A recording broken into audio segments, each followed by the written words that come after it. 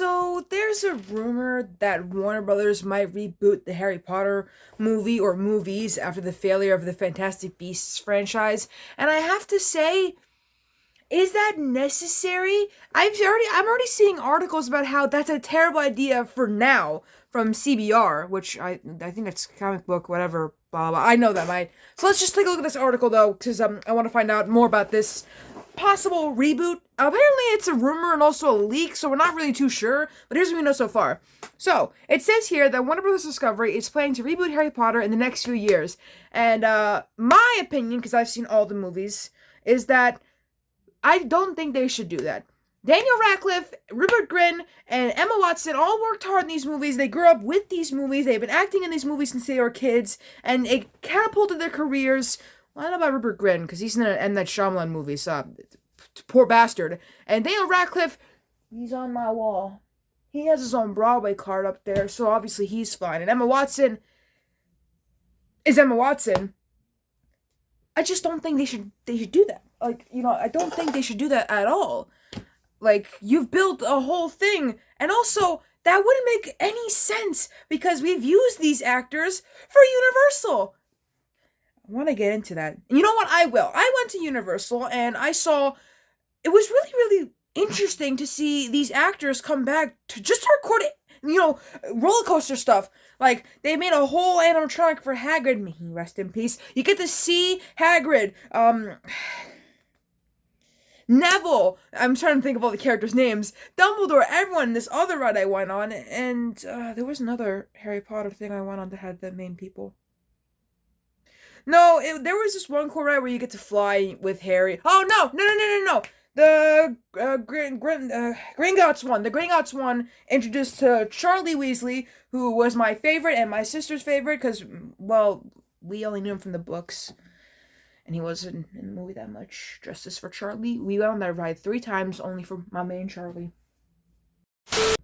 Before I read this article, there is a note to say here. It's important to remember that the ongoing controversial statements by the creator of the Harry Potter franchise.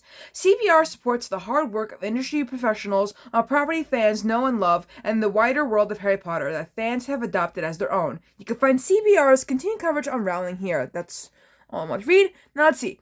Both on the page and silver screen, Harry Potter has been an immensely popular franchise for nearly 3 decades. The books were an instant pop culture phenomenon unlike any seen before.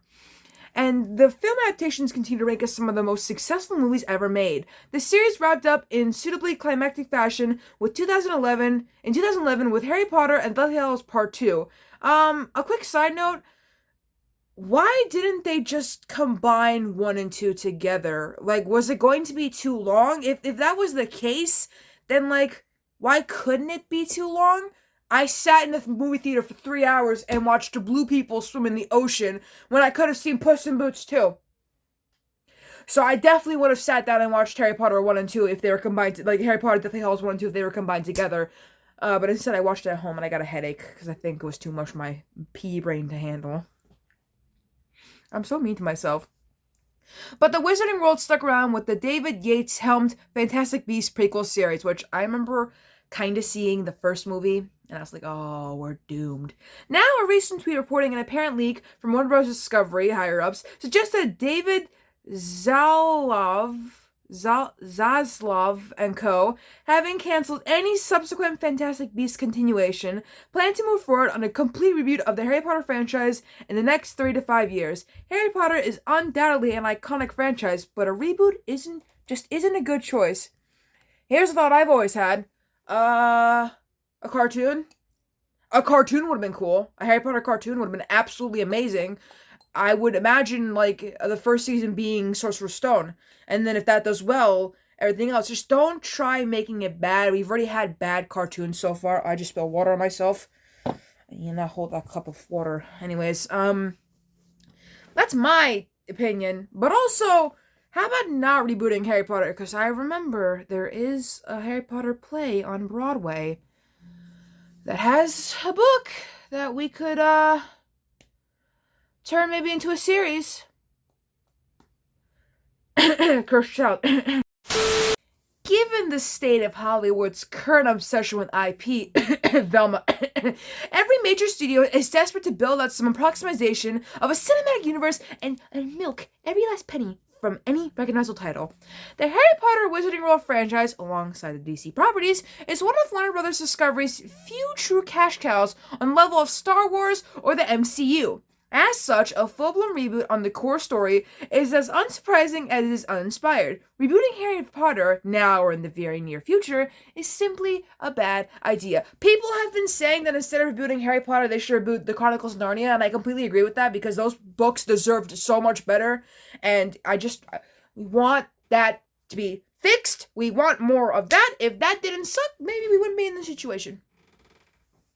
I am not saying the movies suck because I didn't see the movies. I'm just saying in a standpoint that if the movies did better, we wouldn't have this problem. That's like rebooting Jason Bourne. Wait, did they? I only own 3 movies. I'm just trying to make examples here, people.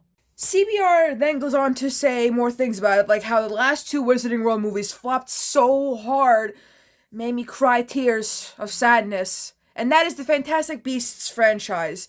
If you want to see a whole video about Fantastic Beasts, because I'm never going to watch the movies, I'm going to send you over to the Friendly Space Ninja, as he watched the movies, and he had a very, he has the same opinions as me, so if you want to, see, an opinion on the Fantastic Beasts movie, I recommend watching this video from Friendly Space Ninja. So we're just going to gloss over that, because I'm not talking about that.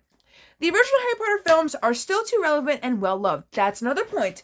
We love these actors that played them. We grew up with them in a way. We watched Daniel Radcliffe go from British boy who waves around a wand to Weird Al.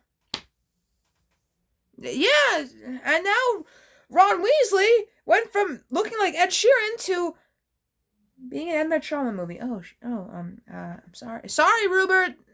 Sorry. Another point is, She Who Must Not Be Named is tainting the franchise. And that is the most important reason as to why it's a bad time to even reboot the franchise. And it's because of She Who Must Not Be Named's public standing and how it's at an all-time low. Even stalwart Harry Potter fans have expressed oh my god, fancy words again. But anyways, the fact that a Harry Potter reboot is probably inevitable, and the fact is that a Harry Potter, whatever, it's unnecessary. It might happen, but it's still unnecessary. If we want more Harry Potter, I know I shouldn't say this, but wait. Oh, there's a fan film for a reboot of Kick-Ass? I'll talk about that later, but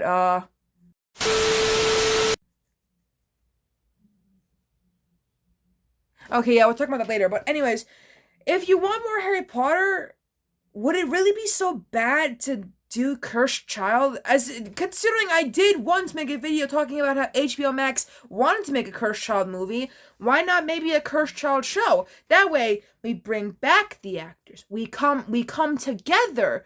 And while, yes, I'm aware that a Cursed Child was written by She Who Must Not Be Named, I still think if we add some tweaking, and maybe a little bit again. Now, hear me out. But Sirius but Albus and Scorpius, we all know, okay? We all know that they don't know that we know that they definitely got some homosexual tension. And would it really be so? I mean, we think about it this way: we see the hero and the villain, they come together. I mean, they're friends in the play, so what if they come together? The hero and my father will hear about this guy will maybe come together and not hate each other so much. Just a thought. You know what? Just laying that out there.